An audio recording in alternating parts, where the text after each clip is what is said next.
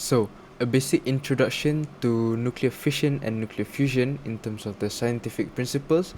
Firstly, nuclear fission is a process in which a heavy nucleus breaks apart into smaller nuclei of intermediate mass and into one or more neutrons.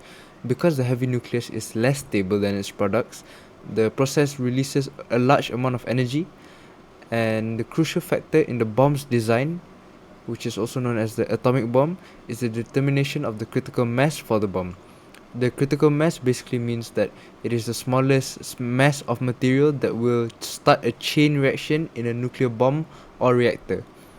A small nuclear bomb is equivalent up to 20 tons of trinitrotoluene, also known as TNT, and uranium-235 is the isotope responsible for the production of the bomb dropped on Hiroshima, also known as Little Boy. Secondly, I will be talking about nuclear fusion, which is the process in which light elements of the nuclei are made to fuse at very high temperatures to form a heavier nucleus.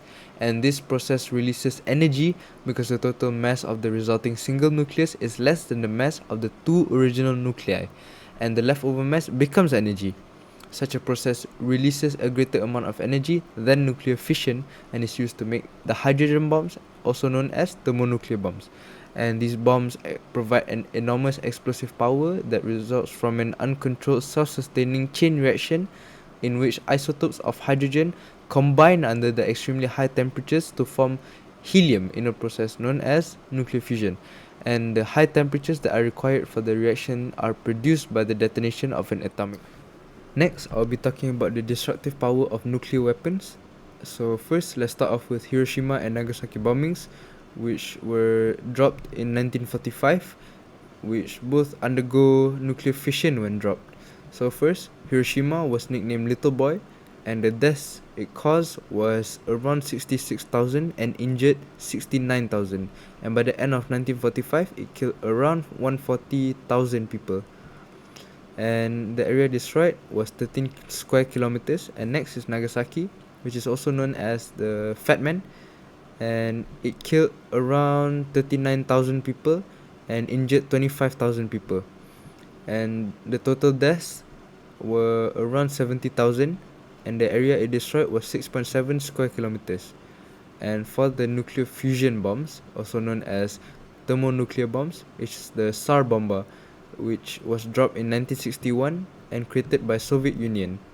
So it yielded around 50 megatons of TNT, which is the largest nuclear explosion, and the blast radius was 35-kilometer radius, and the heat radiation spread out to 100-kilometer distance, and within that region, it can cause third-degree burns. I am Wei Jin, and I'll be taking over for the part of nuclear proliferation.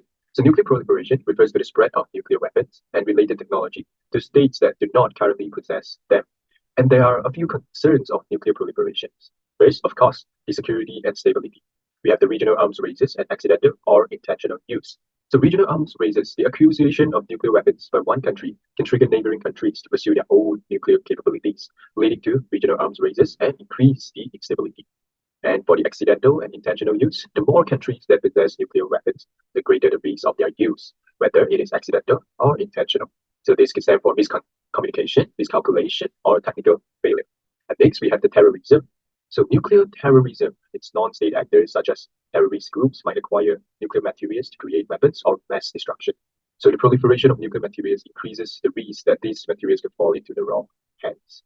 And then we have the global power dynamics. So shifting power balances, the spread of nuclear weapons can alter global power structures, potentially emboldening new nuclear states to challenge existing power or engage in more aggressive foreign policies. And we have the consequences of the nuclear proliferation. What will nuclear proliferation lead to? First, we have the humanitarian impact, destruction, and casualties. So the use of nuclear weapons, even on a limited scale, would result in catastrophic human casualties and environmental damage with long-term health consequences from the radiation exposure. And also the global economic disruption. The use of nuclear weapons could disrupt the global trade and economies, particularly if key economic centers or infrastructures are targeted. And of course, we have the environmental impact. So nuclear fallout will release radioactive materials into the atmosphere, leading to long-term environmental contamination and health hazards. And of course, we have the climate effects. A large-scale nuclear conflict could trigger a nuclear winter, where widespread spread fires and explosions inject soot into the atmosphere, potentially leading to drastic climatic changes and global agricultural collapse. Lastly, political and diplomatic repercussions. We have the international tension because the nuclear proliferation can exacerbate existing tensions and conflicts, making diplomatic resolution more difficult and increasing the likelihood of confrontation escalating into nuclear exchanges. All right, so now let's look into the nuclear forensic. So nuclear forensic is a scientific discipline that involves the analysis of nuclear materials to determine their origin, history, and intended use. So first, the key aspects of nuclear forensic will be the material analysis. So we have the isotopic composition, chemical signatures, and also physical properties. Isotopic composition determine the specific isotopic ratios of elements, such as uranium, plutonium, that helps identify the source and production method of the particular nuclear material. And chemical signatures, analyzing the chemical impurities and processing residues, can reveal the details about the material's manufacturing process and the facilities involved in it.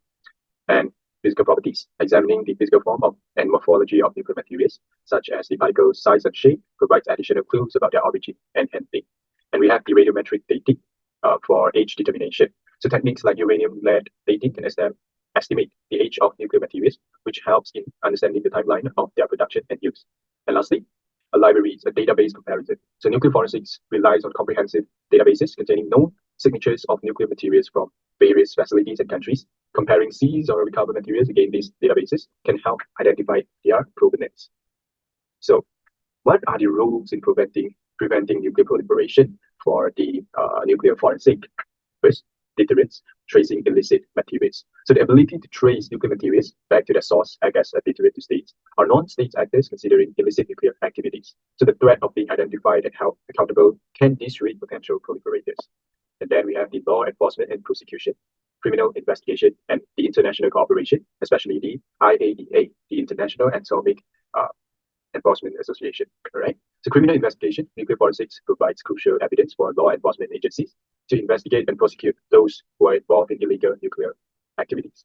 And of course, for the international cooperation, by sharing forensic data and collaborating with international organizations like the International Atomic Energy Agency, IAEA, countries can strengthen global efforts to combat nuclear smuggling and proliferation. Then we have the strengthening of nuclear security. So facility security assessments, forensic analysis of materials found in unauthorized locations can highlight vulnerabilities in nuclear facilities, prompting improvement in security measures and protocols. Lastly, we have the crisis response and attribution. Above is all of my part, and I'll be passing to the next. Thank you.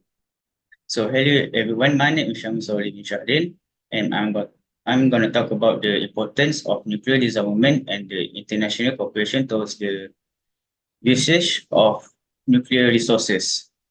So by increasing the global security, we will reduce the usage of nuclear weapons and eventually eliminate the risk of nuclear war, which will have catastrophic consequences for all of humanity.